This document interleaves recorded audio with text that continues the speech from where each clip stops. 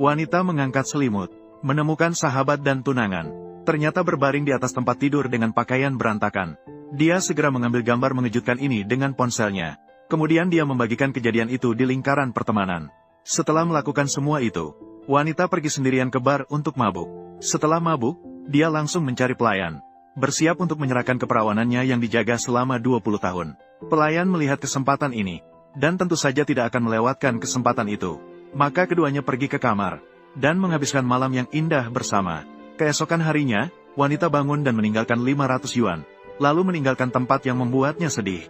Melihat 500 yuan yang ditinggalkan wanita di samping tempat tidur, dia sangat marah. Dia segera menelepon untuk memeriksa rekaman CCTV malam sebelumnya, untuk mencari keberadaan wanita.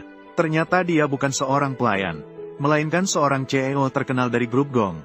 Sudah 6 tahun berlalu dalam sekejap mata, wanita membawa anak-anaknya kembali ke kota ini lagi. Ternyata setelah malam itu tahun itu, wanita hamil, bahkan melahirkan 4 anak sekaligus. Selama bertahun-tahun dia bekerja 2 pekerjaan setiap hari, membesarkan anak-anaknya, dan juga berbohong kepada anak-anaknya. Ayah mereka pergi ke surga. Hari ini teman baik Wang Jie memperkenalkan pekerjaan baru kepada wanita, sebagai seorang mermaid di klub.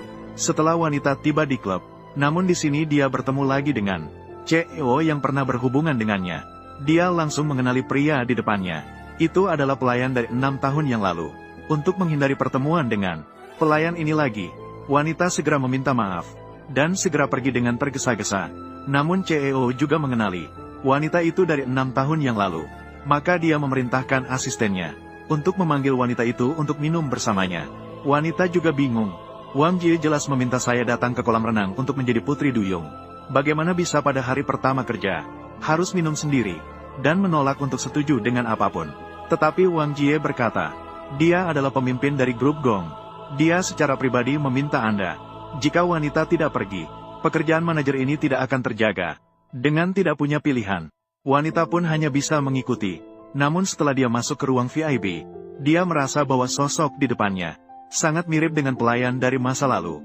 Dia, apakah itu Gong Xinyi? Tidak mungkin, tidak mungkin. Ayah anak itu hanya seorang pelayan. Ketika CEO berbalik, wanita baru menyadari, ternyata ayah anak itu benar-benar adalah pemimpin dari grup Gong. Wanita mulai mengumpat kepada CEO, mengatakan bahwa seorang pria sejati harus meminta seorang wanita lemah seperti dirinya untuk minum bersama. Menanyakan apakah presiden ingin melakukan pelecehan seksual.